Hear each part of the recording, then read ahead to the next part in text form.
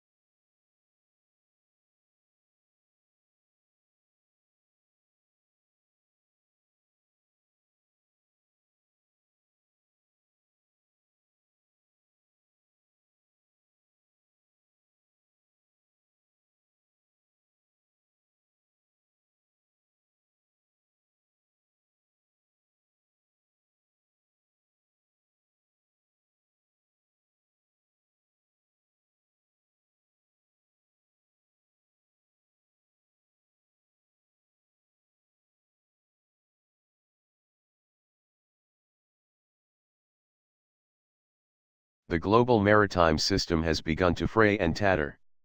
American leadership wove together the threads of this fabric: international laws, accepted norms, mutual security, and free trade following World War II. Now, after a generation of unchallenged U.S. maritime preeminence, things have changed. American maritime interests have evolved beyond simply protecting freedom of navigation. Resource exploration and securing undersea critical infrastructure have made the maritime domain more important than ever. Threats to those interests have also evolved, and are multiplying rapidly in number and sophistication. The United States faces not one, but two emerging naval powers, Russia and China, challenging its maritime dominance. Unfortunately, the United States has increasingly failed to uphold its maritime interests. The Navy battle fleet is the primary instrument used by the United States to secure and, if necessary, defend them. Yet the fleet size and condition reveal serious shortcomings. On the most basic level, the fleet averaged 740 ships in the post-World War II era but currently stands at only 282 ships. Though our sailors and Marines remain second to none, the condition of the fleet has deteriorated as the need for naval power has far outstripped the supply of available ships. The results of this supply-demand mismatch are longer deployments, 100-hour workweeks, and deferred, delayed and cancelled maintenance and training. This long-term downward spiral in combat readiness has contributed to avoidable incidents such as the USS John S. McCain and USS Fitzgerald collisions that recently resulted in the deaths of 17 sailors in the Western Pacific.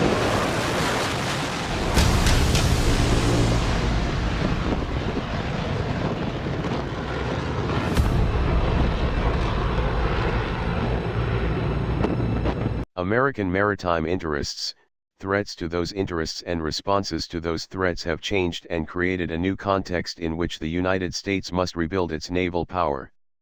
The White House, the Pentagon, and Capitol Hill need a renewed appreciation for America's interests at sea and the seriousness of the emerging threats to them. Simply put, the United States must engage in a long-term, aggressive campaign to build a larger and more capable battle fleet in order to deter rising competitors, head off a potential arms race and prevent a destabilizing of the international environment. It is U.S. law that the Navy achieve its stated minimum force structure requirement of 355 ships. The United States should meet this benchmark within 10 years.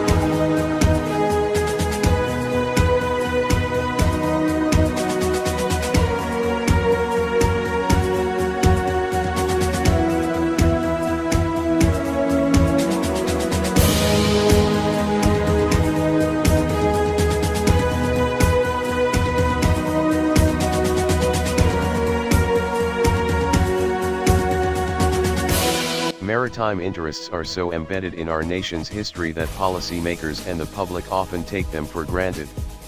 Even the vastness of the world's oceans has seemingly diminished, given the ease of today's air travel and an internet that can connect far-flung places.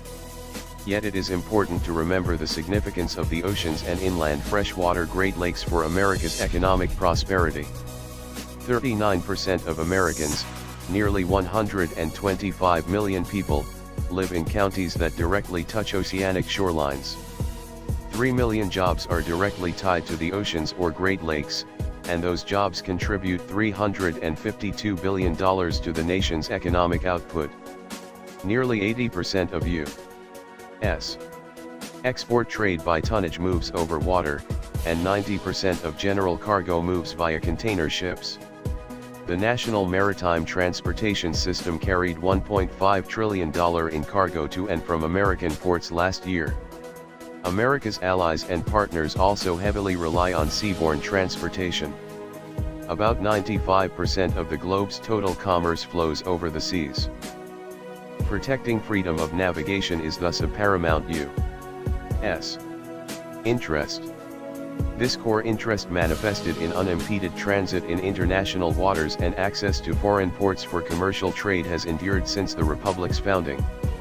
In fact, the abridgment of this core interest served as a predicate for both the American independence movement and the subsequent first defense of the new nation during the War of 1812. The United States was, then and today, a commercial trading nation. Although freedom of navigation remains central, our maritime interests have evolved beyond simply securing the seas for commercial transportation. The seas are also at the center of resource exploration that has expanded in scope over time. During the colonial era and into our first century, fishing and whaling were major sources of national income. Since then, technological improvements have opened new doors, allowing the United States to access more of the resources found in the ocean's previously impenetrable depths. Today, energy and mineral resource exploration operations are conducted far off the nation's shores in exclusive economic zones, which represent 3.4 million square nautical miles of ocean space. Drilling and bottom mining rigs now routinely operate thousands of feet below the surface, taking the nation's interests outward and downward with them.